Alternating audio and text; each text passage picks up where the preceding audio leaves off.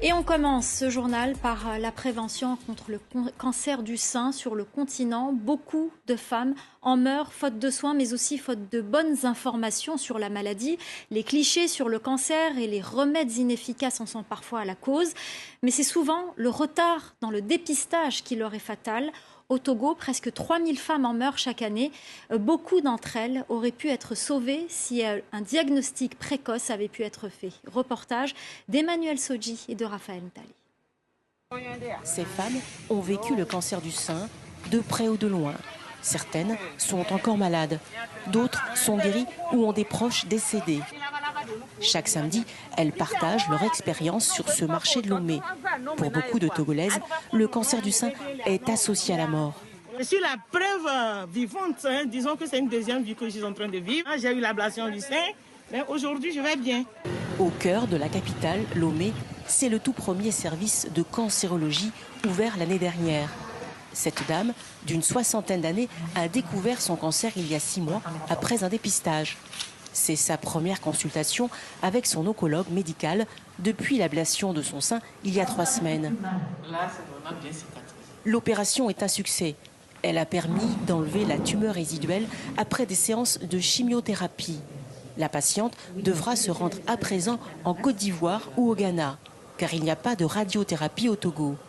Le traitement à lui seul coûte l'équivalent de 7 000 €. Ça coûte cher, mais moi j'ai pu surmonter à ce souci financier par les bonnes volontés de ma famille. Il n'y a pas d'assurance de santé universelle au Togo.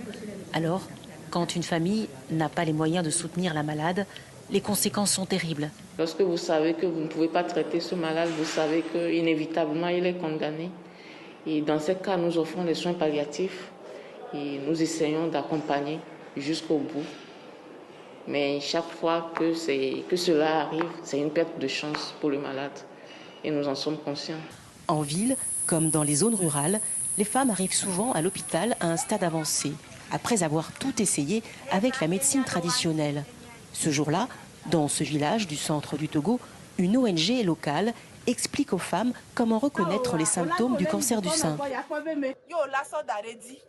Quand l'information n'est pas venue et ces femmes ont ces genres de signes, des symptômes du cancer, on pense que c'est les sorciers qui sont à la base ou soit c'est juste quelque chose qui est arrivé comme ça. Donc on court voir les féticheurs, les guérisseurs pour se faire soulager. Au Togo, un tiers des cancers chez les femmes sont des cancers du sein. L'année dernière, presque 3000 femmes en sont mortes. Et nous sommes en ligne avec le docteur Doudou Diouf, cancérologue à l'Institut du cancer de Dakar. Merci beaucoup d'être avec nous. Dans le reportage que nous avons diffusé, on voit évidemment qu'il y a un problème de dépistage. À quoi est-ce dû?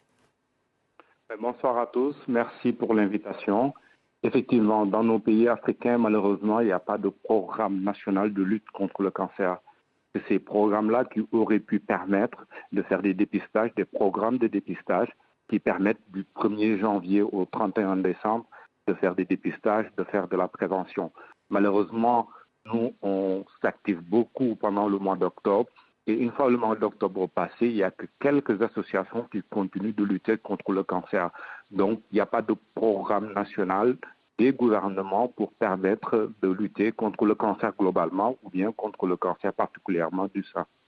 Alors, il y a aussi certains clichés qui ont la dent dure. Le cancer serait par exemple une maladie de blanc, une maladie occidentale. Est-ce que vous entendez encore ces clichés, vous qui êtes médecin, qui consultez? Peut-être au début, mais de moins en moins maintenant. Grâce aux campagnes de dépistage, grâce aux campagnes d'Octobre Rose, ça a permis d'informer le public, le maximum de public.